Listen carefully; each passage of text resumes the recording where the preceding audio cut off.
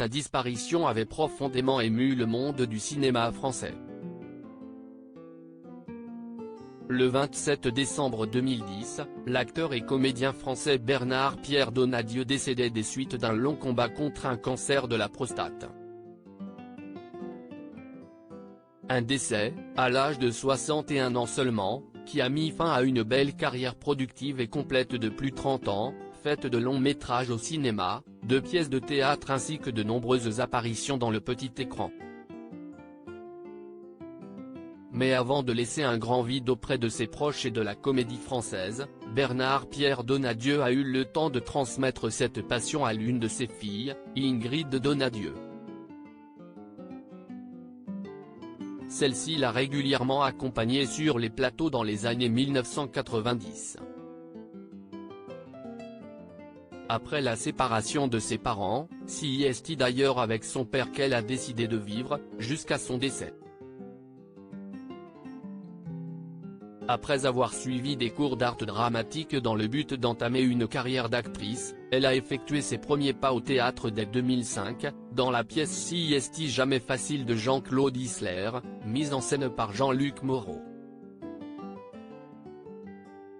S'en suivent quelques rôles au théâtre et des apparitions dans des seconds rôles au cinéma, comme dans le long-métrage Mauvaises herbes du comédien Kairon. Du théâtre à Avatar.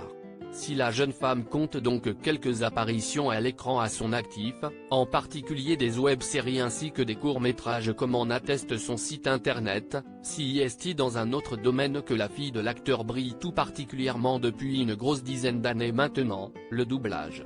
En effet, Ingrid Donadieu est une voix bien connue des cinéphiles qui aiment regarder leurs films en version française.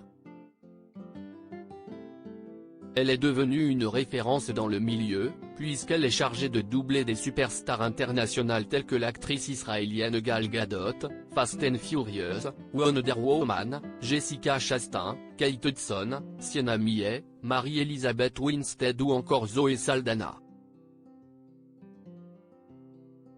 C'est d'ailleurs en doublant cette dernière qu'elle se retrouve aujourd'hui dans la version française de Avatar 2, La Voix de l'eau.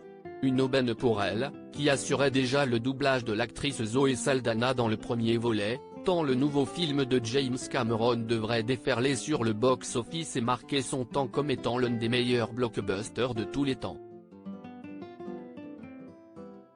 Nul doute que son père serait particulièrement fier d'elle aujourd'hui.